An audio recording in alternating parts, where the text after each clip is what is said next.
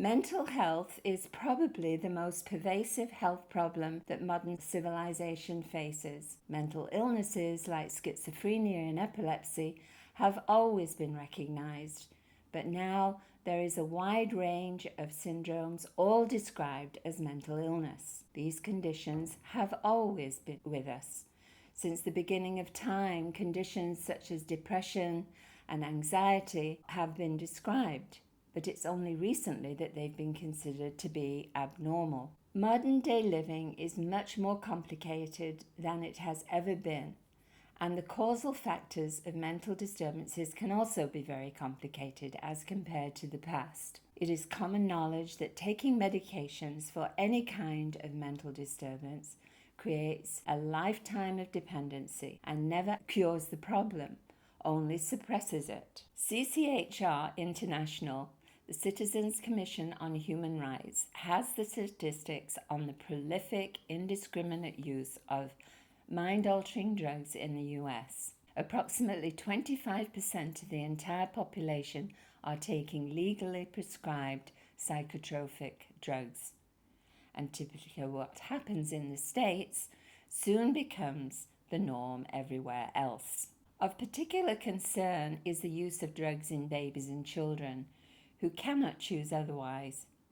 They are given medications simply because they are difficult to manage or there isn't time to deal with them. It's an appalling situation. These drugs are extremely difficult to get off, and giving them to the developing mind is not only damaging, but creates a lifetime of dependency. Currently, there is no alternative to this approach for those who are in the modern system. In this talk, I am proposing an integrated system using Ayurveda, yoga, and related counseling as a first line of treatment. If this is not effective, or if the patient doesn't comply, only then resort to psychotropic drugs on a limited basis. To fully understand what I'm about to describe, it is advisable to visit the website www.ataytv.com and familiarize yourself with the principles of Ayurveda and yoga, particularly the videos and blogs on mental health. Ayurveda and yoga are sister sciences. Ayurveda, the science of life, and yoga, the science of consciousness. These sciences began their evolution thousands of years ago with the rishis, the sages of the ancient world. They are the sciences of body, mind, and spirit being interconnected, and must not be confused with religion, which evolved much later in history. This knowledge is called the Vedas, and I am going to describe the Vedic view of the mind and how we can use this knowledge to manage the multitude of mental issues manifesting in all ages, in all walks of life, in every race, creed, and color throughout the world today. Modern psychiatrists, psychologists, analysts, therapists practice on the basis of theories of experts like Freud, who explain human behavior. It can be proven which part of the brain is responsible for what behavior, emotion, or feeling. However, Western psychology is limited because it only goes to the level of the mind. Furthermore, it can only use the mind with which to study it. But in Vedic psychology, because of its understanding of spirituality, we are able to detach from the mind and study it objectively. Therefore, the Vedas give us a better explanation of why each individual behaves, feels, and reacts the way they do. The Vedic view of the mind considers the brain as an instrument of the mind, and every cell in the body and mind as having its own intelligence. It also recognizes the subtle body, which can roughly be described as energy forces which connect us to cosmic consciousness. These forces cannot be measured, but are the forces described in theories of quantum healing. Vedic philosophy describes 6 levels of the mind. The first is the senses, which are the bridges between the outside world and the mind. They are the instruments through which we experience the world through the 5 elements. Hearing uses the ears to experience space through which sound is carried. Touch uses skin to experience air. Sight uses the eyes to experience the fire element.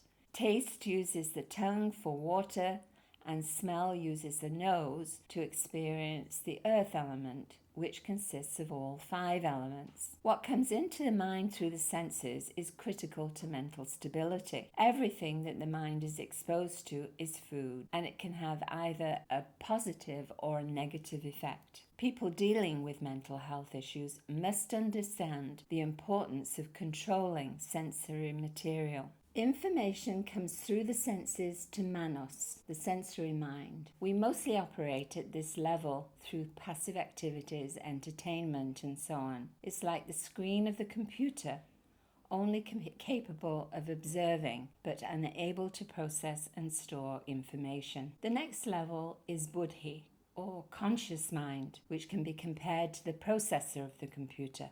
It is the misuse of buddhi which causes both mental and physical illness. In other words, when we choose to do something or eat something against our nature and better judgment, we get sick. This is called pragyaprada in Ayurveda, or the misuse of intelligence.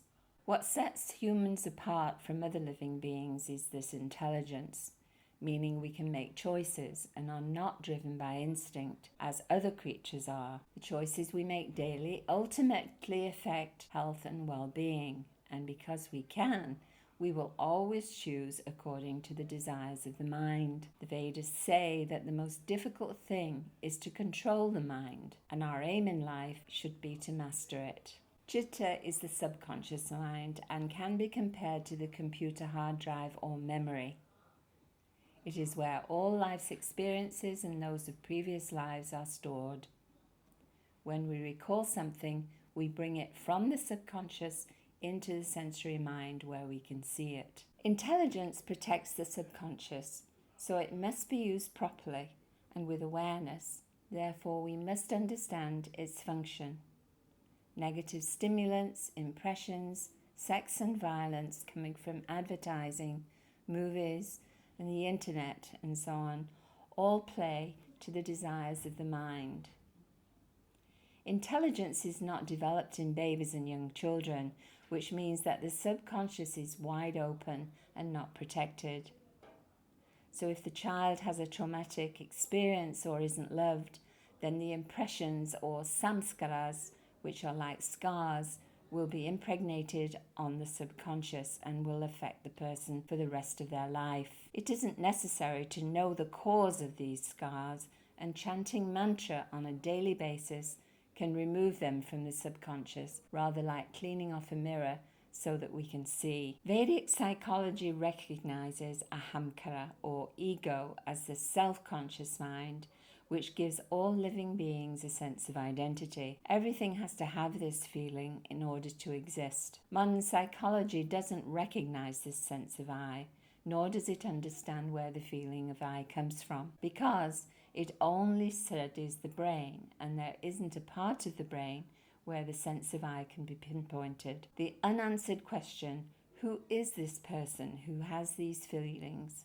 always remains. The Vedas recognize the ego as a waypoint where we make the choice between believing that I am this body and mind, or I am the inner self, which is the real me, or the embodied soul. When we recognize that we are not body and mind, we are able to be objective in viewing ourselves and our behavior and are able to change. When we make the choice to connect to our spiritual self and go beyond the mind, we can see it and therefore control it. This is Vedic psychology and is why its understanding of the mind is so important to mental health today.